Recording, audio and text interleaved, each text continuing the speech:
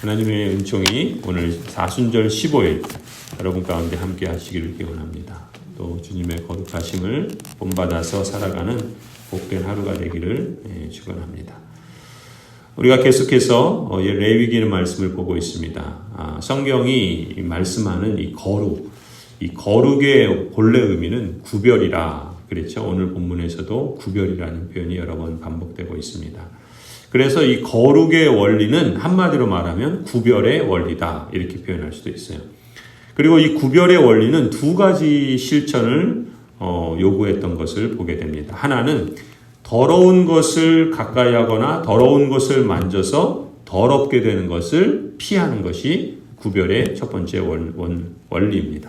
그리고 다른 하나는 이제 정결한 것, 거룩한 것을 만져서 또 거룩한 것을 거룩하게 되는 것, 이것이 이제 두 번째 원리라고 말할 수 있어요. 이처럼 정결한 것과 부정한 것을 구분하는 것을 통해서 구별되어 살아가는 것이 이 구약이 가르치는 거룩의 원리였습니다.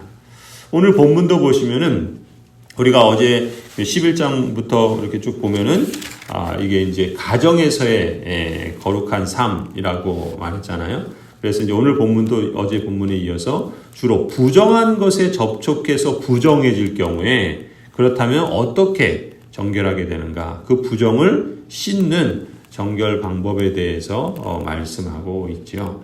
가령 이제 부정한 짐승의 주검과 접촉한 사람은 누구나 그날 저녁까지 부정하다 말씀합니다. 그래서 가령 24절에 보면은 이런 것들이 너희를 부정타게 한다. 그런 것들의 주검을 만지는 사람은 누구나 저녁 때까지 부정하다. 이렇게 말하죠. 그래서 25절에는 그 주검을 또 옮기는 사람도 그렇고 또 26절에는 굽이 있어도 갈라지지 않았거나 새김질하지 않는 짐승을 만지는 사람도 부정하게 되고 27절에는 네 발로 걷는 모든 짐승 가운데 발바닥으로 다니는 짐승의 주검을 만지는 사람도 부정하게 되고 또 29절에는 땅에 기어다니는 길짐승 가운데서 부정한 것을 만지는 사람, 이런 사람들이 부정하게 된다.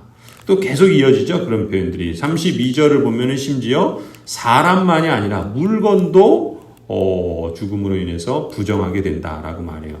나무 그릇이나 옷이나 가죽, 자루, 또 각종 그릇이 주검에 닿으면 저녁까지 부정하다라고 말하죠.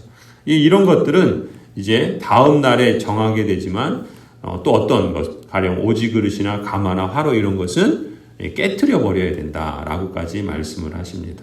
또 34절도 보시면은 샘물이나 물 웅덩이 자체는 부정하지 않지만 그것도 주검에 닿은 것은 부정해지고 또 정결한 짐승의 주검도 접촉하면 부정하고 그 죽은 고기를 먹어도 부정하다라고 계속해서 말씀합니다. 이렇게 우리가 이 말씀을 보면은 그러니까 하나님께서 지금 말씀하시는 내용들이 다 어떤 겁니까? 일상에서 살아가는 당시의 삶의 모습들과 관련된 것들이에요. 그러니까 모든 일상에서 마주하는 거의 모든 것을 이처럼 세세하게 부정한 것과 정결한 것으로 구분하신다 말씀하시죠. 이렇게 구분하시는 것은 의도가 있겠죠. 왜 그런가? 하나님의 언약 백성, 이스라엘이 하나님의 거룩한 언약 백성이라는 그 정체성, 이 거룩한 백성이다. 하나님께서 거룩하니 너희도 거룩해야 된다라고 하시는 말씀처럼 이 거룩한 언약 백성이라는 이 정체성을 일상에서 매일매일 먹고 입고 마시고 또 쓰는 이런 모든 물건이나 또 음식들 이런 것들을 통해서 항상 거룩한 언약 백성이라는 사실을 기억하고 또 그렇게 살라라고 하는 의도가 담겨 있는 것이죠.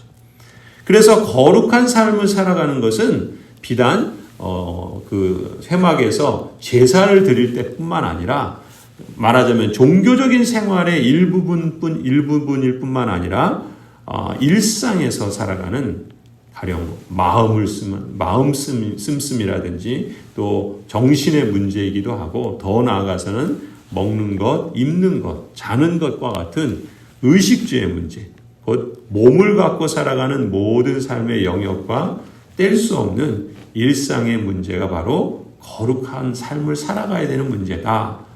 사안이다. 그렇게 하나님께서 일깨워 주시기 위함인 것이죠. 성도 여러분, 우리가 이 거룩의 원리를 기억했으면 좋겠습니다. 물론 이제 우리는 신약의 예수 그리스도를 통해서 구약의 정결 규례에 오늘 본문이 말하는 것 같은 그런 의식법에 더 이상 매이지 않습니다. 이것을 다 그리스도께서 완성하셨죠. 그러니까 이것을 그대로 더 이상 실천하지는 않아요. 그러나 이제 이 말씀들을 우리가 읽으면서 기억해야 될 건 뭐겠습니까? 이 구약의 정결 규례에 더 이상 매이지는 않았지만 그러나 이 규례를 통해서 하나님께서 말씀하시는 그 원리 또 그 정신을 우리는 동일하게 적용할 수 있어야 된다는 겁니다. 그게 뭐예요? 정결한 것은 더욱 가까이 함으로 부정한 것과 구별되어 거룩을 지킬 수 있다라는 거예요. 또 반대로 부정한 것은 우리가 더 멀리 함으로써 정결한 것과 구별하여 거룩을 지킬 수 있다.